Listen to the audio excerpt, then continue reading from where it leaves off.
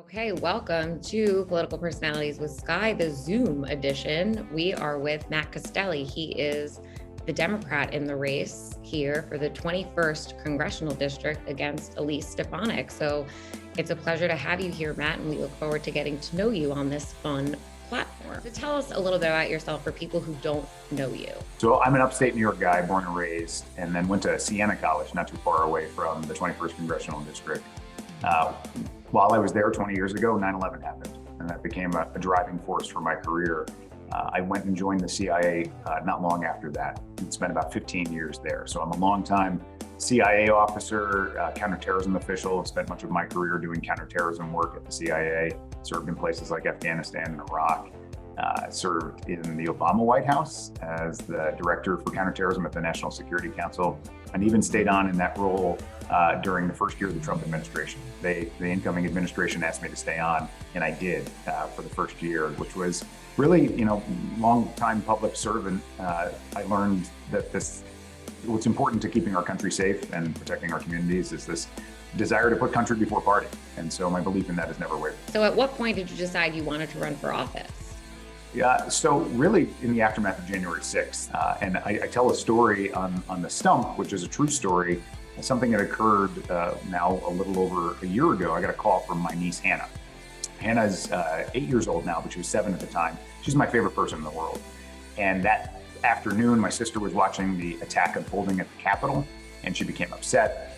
Hannah asked her what was wrong. My sister described for her how some bad people were hurting good people in Washington, D.C., and without skipping a beat, Hannah, filled with concern, and she goes, "Is Uncle Matt one of the good people getting hurt?" And so I got a call from Hannah and reassured her that I was fine. But we talked about how violence is not the right answer to address our differences. In the aftermath of that, we saw 5 police officers die. We saw hundreds of others, wounded.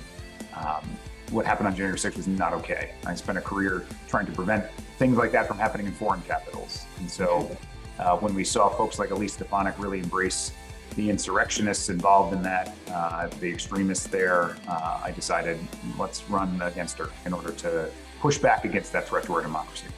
Tell us something fun or interesting about yourself, maybe that you haven't shared in the past or with media.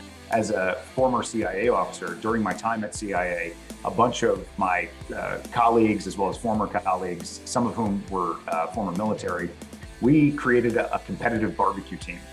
And so for folks who enjoy barbecue, we actually went on a little bit of a circuit. And one of the key things to competitive barbecue is having a name that's got a pun associated with it. So one of the teams we competed against was Apocalypse Now.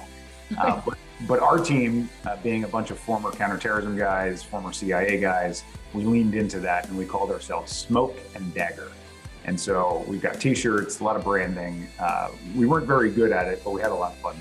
How do you think it's going now in your race for Congress? It's going great. Here in New York, we just went through the redistricting, which probably many of your audience have been paying attention to the drama associated with that, because there has been a lot of drama associated with redistricting in New York. But the map is set, the timeline is set, and our race just became a heck of a lot more competitive. So we're really excited about the coalition that we're building, because not only are Democrats really interested and fired up about this race, but we're hearing from independents and even Republicans. We're bringing together this broad coalition who are also concerned about this rise of extremism that Elise Stefanik is leading, representing. And so I think that there's been an interest in a different kind of Democrat, someone who's talking about safety and security issues from personal experience, and is really interested in making sure that that's a priority in pushing back against these extremist threats that we see from Stefanik.